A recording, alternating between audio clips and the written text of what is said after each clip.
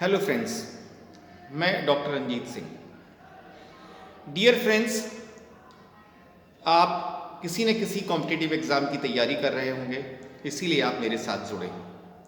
हो सकता है आप TGT, PGT, GIC lecturer, LT mains, DSSB, EMRS इन सब की तैयारी कर रहे हों और आप अपनी तैयारी में लगे हुए। मेरा आपसे बात करने का जब भी मुझे समय मिलता है तो एक ही अर्थ होता है, वो ये है कि आपकी तैयारी को मैं थोड़ा सा बूस्ट कर दूं। मैं आपसे बातें करके कुछ आपको थोड़ा सा मोटिवेट कर दूं, कुछ थोड़ा सा गाइड कर दूं, ताकि आप फिर से अपने रास्ते पर और तेज़ी से आगे बढ़ना स्टार्ट कर दें। बस इतना सा मकसद होता है। जीवन में समस्याएं आती ही रहेंगी, उनसे आपका साथ कभी नहीं छूट सकता। और अगर आप इस उम्मीद में बैठे हैं कि ये समस्या पूरी हो जाए, इस समस्या को निबट जाने दो, फिर कोई समस्या नहीं है, फिर मैं तैयारी करूंगा, तो आपको मैं जीवन में एक चीज़ बता दूं, इस समस्या के समाप्त होते ही आपके जीवन में इससे बड़ी समस्या आएगी। निश्चित है, इन समस्याओं का, प्रॉब्लम्स का, डिफिकल्टीज का, ऑब्स्टेकल्स का आना जाना लगा रहेगा। ये कभी नहीं खत्म होने वाला है। जीवन की समस्याएं, जीवन की तकलीफें केवल तभी समाप्त होती हैं जब जीवन समाप्त हो जाता है। तो आपको तैयारी करनी है इन समस्याओं के साथ में। इन समस्याओं को टैकल करना है, समय निकालना है और पढ़ाई में लग जाना है। आप समस्याओं को लेकर बैठ नहीं सकते कि इन समस्याओं से निपट लें फिर तैयारी करें, आप नहीं बैठ सकते। ये जीवन का एक सच है जो आपको एक्सेप्ट करना पड़ेगा। आप जितना जल्दी एक्सेप्ट कर लेंगे उतना आपके लिए बेहतर है। दूसरा पॉइंट ये है डियर फ्रेंड्स, कि जब आप सफल होना चाहते हैं जीवन में, आप चाहते हैं कि आपके जीवन में कुछ अच्छा हो, तो उसके लिए सिर्फ एक चीज की सबसे ज्यादा जरूरत होती है, वो होती है आपका रेजोल्यूशन, आपकी डिटर्मिनेशन कि हां मैं कर लूंगा। अगर अंदर से आवाज आ रही है कि हां मैं कर लूंगा, तो मान के चलिएगा 50% वर्क और जॉब इज डन। अगर अंदर से आवाज नहीं आ रही कि यार मुझसे नहीं हो पाएगा, तो आप कर नहीं पाएंगे, ये मानकर चलिए। सबसे पहले आपको रिजोल्यूशन लेना पड़ेगा कि हां मैं कर लूंगा। अगर ये अंदर से आवाज आ रही हां मैं कर लूंगा, तब इसके बाद आपको एक चीज मेंटेन करनी है, अब वो है कंटिन्यूटी, जिसे आप पंक्चुअलिटी भी कहते हैं। अर्थात नियमितता, अपना टाइम टेबल नियमित रूप से फॉलो करना है आपको। ऐसा नहीं है कि आज 2 घंटे पढ़ लिए, फिर अगला दिन ऐसे ही चला गया, फिर अगले दिन 1 घंटे पढ़ लिए, फिर ऐसे ही चला गया, फिर आप डिसाइड कर रहे हैं अरे कल से पढ़ लेंगे, सुबह से पढ़ लेंगे। सुबह को उठे तो पता लगा कि अरे अभी बहुत ठंडी, आधे घंटे बाद पढ़ लेंगे। डियर फ्रेंड्स, जीवन में एग्जाम जून में हो, जुलाई में हो या नेक्स्ट ईयर हो, इस बात से कोई फर्क नहीं पड़ता। आपका आज का दिन वेस्ट नहीं जाना चाहिए। आपकी कंटिन्यूटी बनी रहनी चाहिए। अगर आपने प्लान बनाया है कि 2 घंटे आपको पढ़ने हैं, तो फिर आपको पढ़ना है। आप चूज नहीं कर सकते हैं कि पहले एलटी की तैयारी करेंगे फिर हम टीजीटी की तैयारी करेंगे, या पहले टीजीटी की करेंगे फिर एलटी की तैयारी करेंगे। अरे सब लिटरेचर है, सब पढ़िए, सब पढ़िए। जब लास्ट के 30 डेज 45 डेज बचेंगे तब चूजी बनेंगे, तब केवल हम फोकस करके स्टडी करेंगे। अभी अगर हमारा एलटीबी प्रीलिम्स क्वालिफाई होता हुआ दिख रहा है, तो हम मेंस के लिए भी टॉपिक्स को अनटच्ड नहीं छोड़ेंगे, हम उनको देखते रहेंगे, हम उनके टच में बने रहेंगे। क्योंकि किसी भी एग्जाम के अगर आप टच में बने हुए हैं, सिलेबस आपके टच में है, तो आपको शार्प बनने के लिए केवल 30 से 45 डेज का समय चाहिए, निखार लाने के लिए, अपनी स्किल्स डेवलप करने के लिए। तो मान लो आप टीजीटी की तैयारी कर रहे हैं और जून में एग्जाम है, और इसी बीच में पता लगा एलटी मेंस का एग्जाम पहले डिक्लेयर हो गया, और पता लगा आपको 30 और 45 डेज पहले केवल, और आपने टच छोड़ रखा है क्योंकि एलटी का सिलेबस वाइड है। फिर आप क्या करेंगे? फिर मामला हाथ से निकल जाए। तो आपको करना क्या है, आपको सिर्फ टच बनाए रखना है सिलेबस के साथ। आपको कंटेंट्स पढ़ते रहना है ताकि मेमोरी आपकी वो बनी रहे। वो जो इंपॉर्टेंट इश्यूज हैं, इंपॉर्टेंट पॉइंट्स हैं, नोट्स हैं, वो आपकी मेमोरी में रहें। वो ऐसा ना हो कहीं जाकर साइलेंट अवस्था में ब्रेन में बैठ जाएं कि हाँ ऐसा होता था। नहीं डियर फ्रेंड्स, जीवन में अगर कंटिन्यूटी आपने नहीं बनाई, अगर आप पंक्चुअल नहीं रहे अपनी प्रेपरेशन को लेकर, तो ये मान लीजिएगा किसी की ताकत नहीं है आपको जीवन में सफल बना सके। सबसे ज्यादा जरूरी है आपकी कंटिन्यूटी, आपकी पंक्चुअलिटी, आपकी रेगुलरिटी, नियमितता, कि आप नियमित अपनी तैयारी करते रहे। आज 1 घंटे पढ़ लेना, कल 2 घंटे पढ़ लेना, परसों 4 घंटे, पर 3 दिन का गैप हो जाना, फिर पढ़ाई करना। ऐसी पढ़ाई से सफलता मुश्किल से ही मिलती है।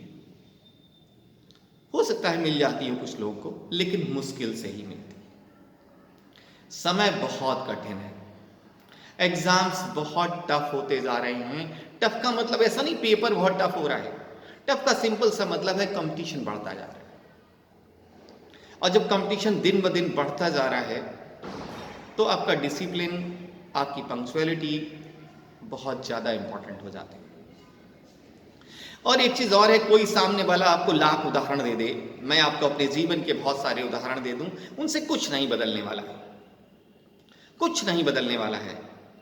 क्योंकि आपके उदाहरण आपके जीवन के लिए हैं, मेरे उदाहरण मेरे जीवन के हैं।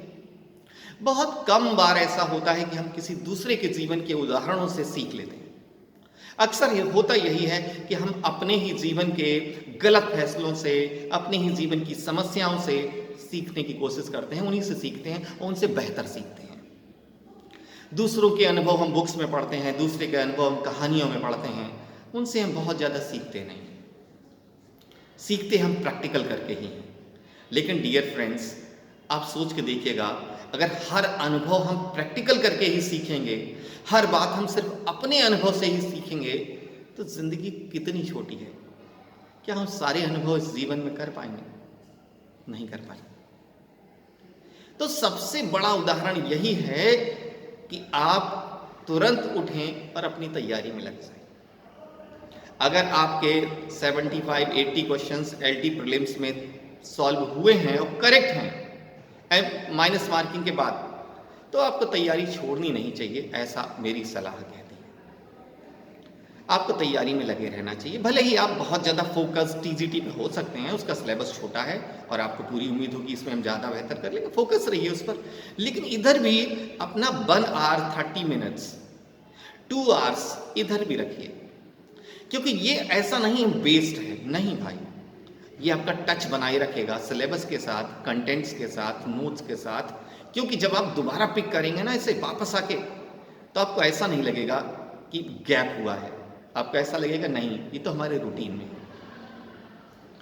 आपको जीवन के मैं हमेशा कुछ ना कुछ उदाहरण अपने जीवन के जरूर देता हूं, क्योंकि हर व्यक्ति का अनुभव बहुत अलग होता है। इतना अलग होता है कि मैं आपको क्या बताऊं। आप जब जीवन में संघर्ष करते हैं, आप जब तकलीफें उठाते हैं, तो आपकी तकलीफों और आपके संघर्ष की कहानी सिर्फ आप ही समझ सकते हैं, कोई दूसरा नहीं समझ सकता। एक समय ऐसा था कि मैं इंटर कॉलेज में लेक्चरर था, गांधी स्मारक इंटर कॉलेज एटा में, डिस्ट्रिक्ट एटा में। और ये बात है 2014 की, क्योंकि मैं यहाँ गवर्नमेंट डिग्री कॉलेज में ज्वाइन किया था 5 सितंबर 2015 को। टीचर्स डे के नेक्स्ट डे मॉर्निंग में ज्वाइन किया था, टीचर्स डे वाले दिन वहाँ से आया था।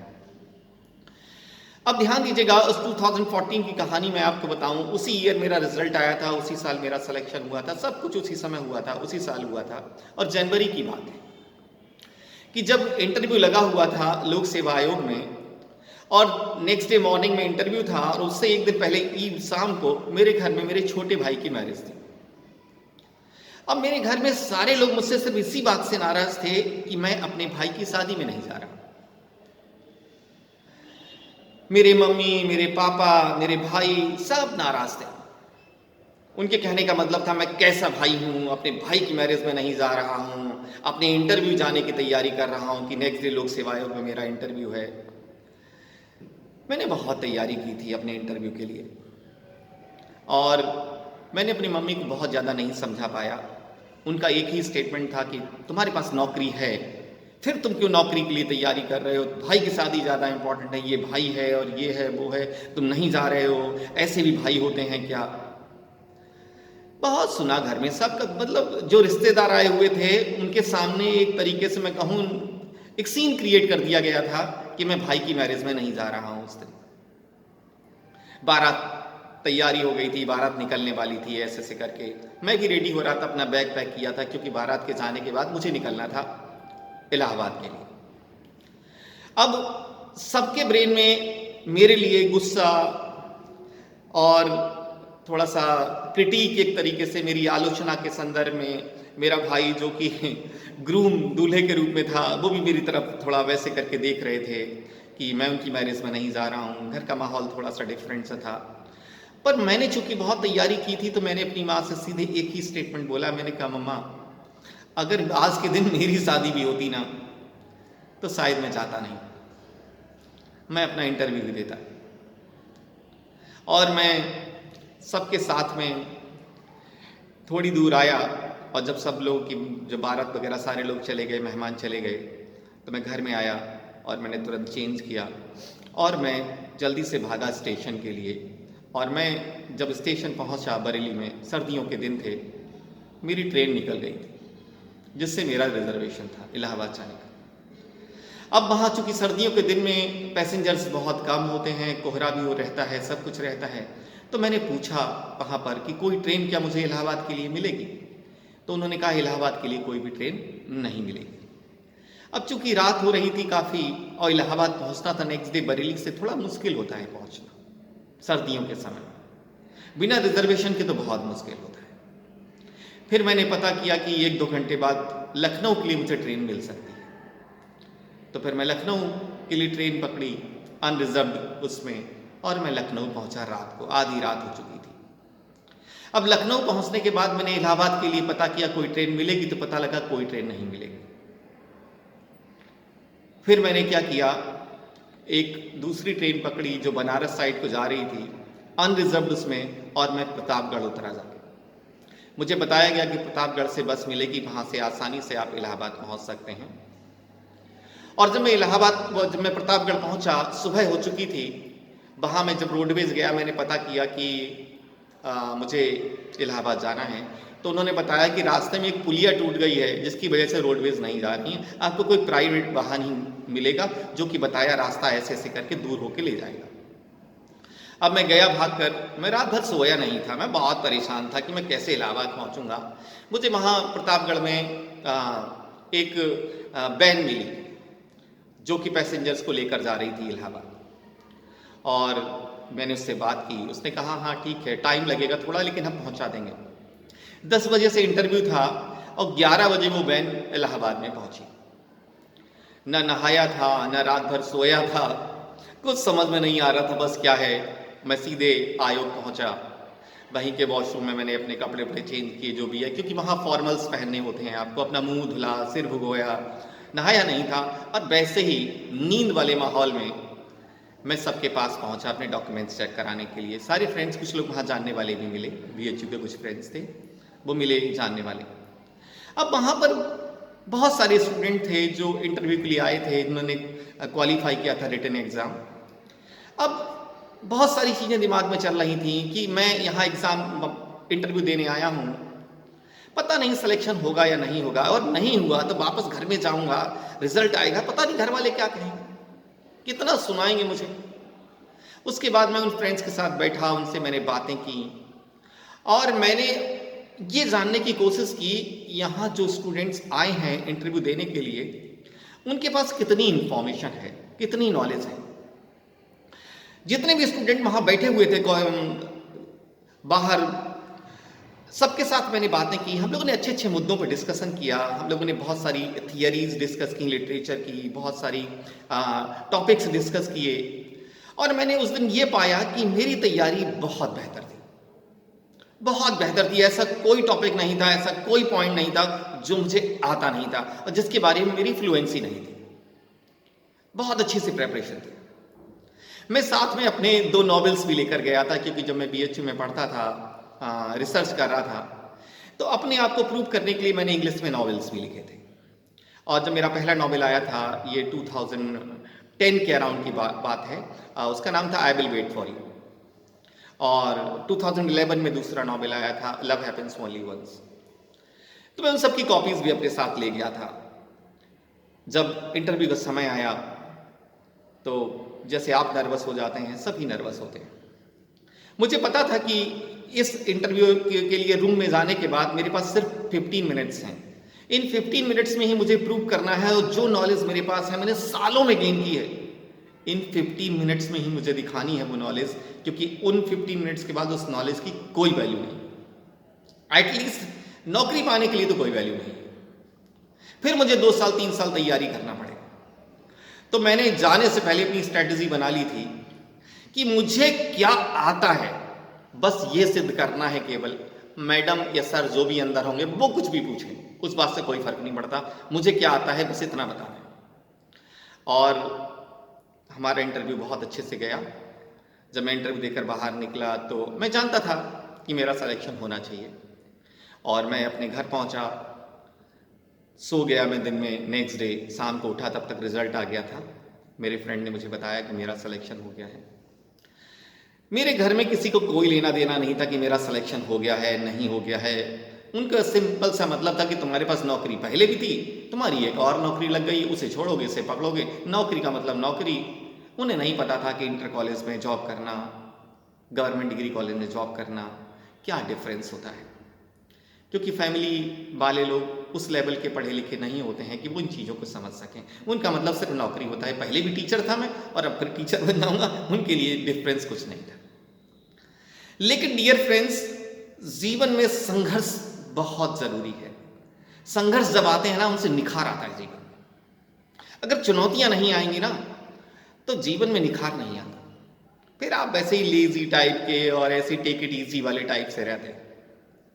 और मैं सच बताऊं, कोई भाई, कोई रिलेटिव, कोई काम नहीं आता है। जाने कितनी बार जीवन में ऐसा आएगा, उन्हीं भाइयों के साथ अनबन होगी। जीवन में कई बार ऐसा आएगा कि वही भाई ऐसा लगेगा कि हमारे हिस्से की चीजें छीन रहे हैं। काश उस दिन मैंने अपने रिश्तेदारों की बात मान ली होती, अपने पेरेंट्स की बात मान ली होती, और मैं इंटरव्यू देने नहीं गया होता, तो मैं वहीं होता और मैं किसी से नहीं कह पाता उस दिन के बाद जीवन में कि मैं तुम्हारी वजह से नहीं गया। कोई नहीं सुनता। इसलिए डियर फ्रेंड्स, अपनी सुनो। तुम्हारे लिए क्या बेहतर है ये सिर्फ तुम समझ सकते हो, दूसरा कोई नहीं समझ सकता। दूसरे अपने स्वार्थ की बातें आपसे कर सकते हैं। उन्हें क्या बेहतर लगता है, उन्हें क्या पसंद है, ये बातें आपसे कर सकते हैं। लेकिन आपके जीवन के लिए क्या बेहतर है, इसका डिसीजन सिर्फ आप ले सकते हैं, कोई दूसरा नहीं ले सकता। डियर फ्रेंड्स, ऐसे ही जीवन के बहुत सारे अनुभव हैं। हर व्यक्ति के जीवन के अनुभव बहुत डिफरेंट होंगे। मेरे जीवन के भी अनुभव बहुत डिफरेंट है। कोई भी चीज़ जीवन में आसानी से नहीं मिली है कि बस एग्जाम में बैठे हैं और सिलेक्शन हो गया और रिजल्ट आ गया और ये हो गया वो हो गया, ऐसा कभी नहीं हुआ। हर एग्जाम के लिए चुनौतियों का सामना करना पड़ा। हर एग्जाम के लिए बहुत सारी डिफिकल्टीज, हार्डशिप्स को फेस करना पड़ा जीवन में। तब जाकर जीवन में कुछ सुख के पल, कुछ अच्छे पल नसीब हुए। यही चीज़ आपको बतानी है डियर फ्रेंड्स, कि अगर जीवन में चुनौतियां हैं आपके जीवन में इस समय, तो आप सही रास्ते पर हैं। चुनौतियां होनी चाहिए। चुनौतियां केवल मुर्दों के जीवन में नहीं होती हैं। अगर आप जिंदा हैं तो तकलीफें तो होंगी। जिंदा होने का मतलब ही है तकलीफों का सामना करना। यही जिंदा होने का सबूत है। जो कब्र में लेटे हैं, केवल उन्हीं के पास तकलीफें नहीं हैं, उन्हें कोई चिंता नहीं है। आप जीवित हैं तो आपके पास चिंताएं रहेंगी, लेकिन इन चिंताओं का सामना करिए और तैयारी करिए। बहुत दूर नहीं है एग्ज़ाम, जून बहुत पास में है टीजीटी के लिए भी, और पीजीटी के लिए शायद मई में ही एग्ज़ाम, तो बहुत दूर नहीं है। आप तैयारी करिए, अब मन लगा के तैयारी करिए, अपना समय डिवोट करिए तैयारी के लिए। मैंने भी अपने जीवन के कुछ रूल्स बना लिए हैं कि कोशिश करूँगा 1 घंटे का वीडियो, आधा घंटे का वीडियो पर डे आपको लेकर आऊँ, और मैं नियमित रहता हूँ अपने वीडियोस लाने में। मेरी भी पंक्चुअलिटी है, मैं जल्दी ब्रेक नहीं करता हूँ अपनी पंक्चुअलिटी, जो ठान लेता हूँ उसे करता हूँ। So thank you friends, thank you very much. उम्मीद है आप अपनी तैयारी में ऐसे ही लगे रहेंगे और आप सफल जरूर होंगे। So thank you friends, thank you very much.